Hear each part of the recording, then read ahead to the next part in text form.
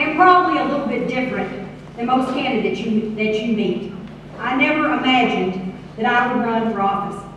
I spent my entire career in law enforcement, first as a Kentucky State Trooper, and then as the director of the Kentucky Office of Homeland Security. I've spent my entire career trying to keep our families safe and our communities. But now the greatest threat to our nation is one of our own making, a national debt that has surpassed $15 trillion and is still growing. It keeps me awake at night knowing that every person in this room, including our children, has $45,000 in debt and growing because of the government's spending spree. To give you an example of just how bad things truly are, Senator Tom Coburn compiled a report. It's 95 pages long that has $6.5 billion of the most ridiculous spending that you've ever heard of. One of the most ridiculous projects is right here in Kentucky. It's $350,000 to study the effect of cocaine on the mating habits of the Japanese whale. Now, ladies and gentlemen, as a former state trooper who works undercover narcotics, I've hauled plenty of drug dealers to jail, but I've never seen a drug-dealing Japanese whale. If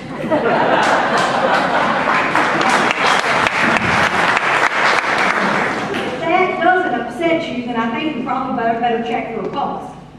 We have got to stop this kind of reckless spending and start to pay down our national debt.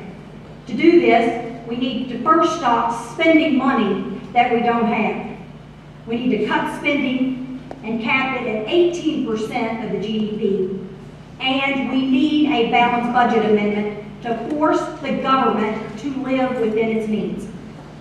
Next, we need to get the government out of the way of the private sector to let the economy grow, which would create more taxpayers and not more taxes. So how are we going to do this? Number one, we will repeal Obamacare. Number two, we are going to roll back the Obama regulations and pass Jeff Davis's REINS Act. Number three, we're going to flatten our tax code and get rid of special interest tax breaks and simplify the code for everyone. And finally, we need a real energy policy that encourages us to produce affordable American energy and ends President Obama's war on coal. And most importantly, we need to make Barack Obama a one-term president.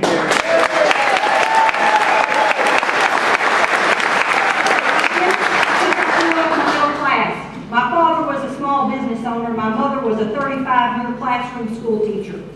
We never knew what it was to only have one job. We had a working farm, we owned a grocery store, a car wash, and later we owned a garbage company. In middle-class Kentucky, the only way up was work, and we knew how to do it. Ted and I scrimped and saved to afford our first house. And it burns me up when I see that members of Congress have gotten preferential treatments for home loans. It's no wonder that Congress has an approval rating of 9%. Most of them are more concerned about keeping their jobs instead of representing the people that elect them.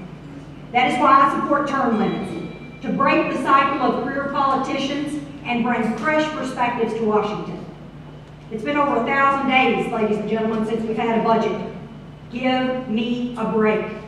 How about we ignore their salaries until they pass our budget? No budget, no pay. And I'll sign on to co-sponsor that legislation on day one. That may not go over so well in Washington, but I am no stranger to stepping on toes, including Republican toes.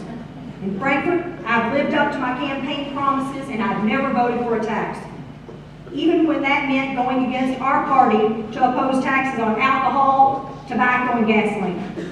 Ladies and gentlemen, when you pull over a car full of bad guys on the highway at night, you learn real quick that the thing to do is stand up strong, even though you're standing there alone. I'll do the same thing for you in Washington, D.C.